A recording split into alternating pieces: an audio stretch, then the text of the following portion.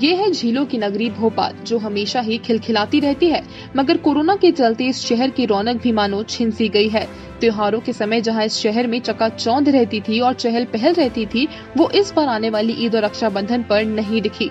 दरअसल त्योहारों के ठीक पहले भारत के कई प्रदेशों की तरह यहाँ पर भी लॉकडाउन लगा दिया गया है और इस लॉकडाउन ने त्योहारों के पहले बाजार में रहने वाली चमक को भी फीका कर दिया है। इस बीमारी ने न केवल त्योहारों का मजा किरकिरा किया, बल्कि ईद और रक्षाबंधन के ठीक पहले लॉकडाउन लगाने से व्यापारियों की जेब पर भी वार कर दिया। भारत देश में त्योहारों का सिलसिला शुरू हो गया है। सावन सोमवार, हरियाली तीज के बाद अब जो आने वाले त्योहार हैं वो रक्षाबंधन और ईद है। मगर इस बार कोरोना के चलते बाजार जो है बेजान पड़े हुए हैं। ना ही बाजारों में वो चमक है और ना ही वो चहल पहल है। फिलहाल हम खड़े हैं मध्य प्रदेश की राजधानी और झीलों की नगरी भोपाल में, जहां त्योहारों के ठीक पहले बाजारों की चमक को ग्रहण लग गया है। दरअसल त्योहारों के उन दिनों में जो व्यापारियों के लिए सबसे ज्यादा कमाई वाले दिन रहते थे, उस समय में भारत देश के कई प्रदेशों में लॉकडाउन जारी है। अब आर्थिक मंदी से जूझ रहे देश में और त्योहारों के ठीक पहले लगे लॉकडाउन ने व्यापारियों को कितना आर्थिक नुकसान पहुंचाया है और लॉकडाउन को लेकर व्यापारियों की क्या राय है और क्या उन पर इसका मशवरा है, आइए बात करते हैं खुद कुछ व्यापारियों से।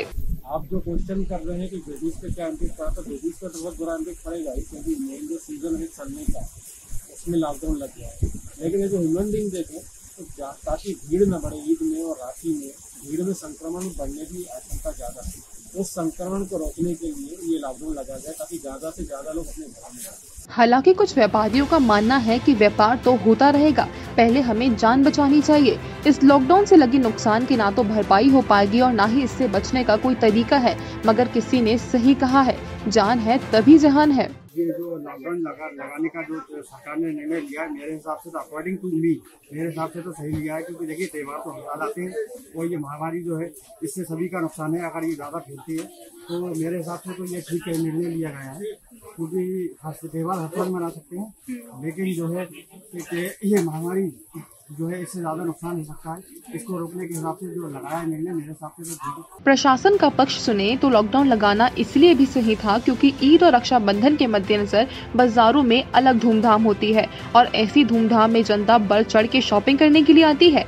ऐसे में ना तो बाजारों में सोशल डिस्टेंसिंग का पालन हो पाता है और ना ही इस बीमारी से बचने वाले सभी नियम कायदे कानूनों का पालन होता है। ऐसे उत्सवों की तैयारियों के बीच सभी नियमों की धज्जियां उड़ जाती है। इसलिए इन त्योहारों के बीच लॉकडाउन लगाने का कठोर निर्णय प्रशासन को लेना पड़ा। अभी भी जो छोटे लोग हैं उनको बड़ी दिक्कत होगी। जैसे जो लोग राखी लाए हैं या रुमाल लाए हैं तो पूरा रुक जाएगा। अब अगले साल बिकेगा, अभी नहीं बिक पाएगा तो उनको बड़ी दिक्कत होगी। तो गवर्नमेंट जैसे बहुत ही गरीब लोगों को अनाज वगैरह पैसे डाल रही है गवर्नमेंट, तो जैसे हम लोग छोटे हैं तो उनका भी थोड़ा ध्यान रखना पड़ेगा। नुकसान तो ज्यादा हम लोगों को ज्यादा है।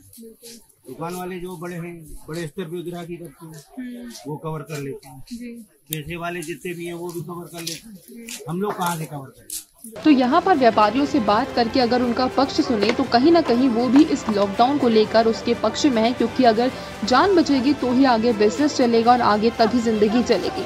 मगर इन सब के बीच प्रश्न एक ही है कि क्या जब तक जनता खुद समझदारी और दिमाग से काम करके सोशल डिस्टेंसिंग का पालन नहीं करेगी, तब तक के लिए क्या लॉकडाउन लगाकर प्रदेशों की आर्थिक स्थिति को ही घाव किया जाएगा। कैमरा पर्सन आकांक्षा टंडन के साथ मैं नेहा सूर्यवंशी, न्यूज़ मोबाइल, भोपाल।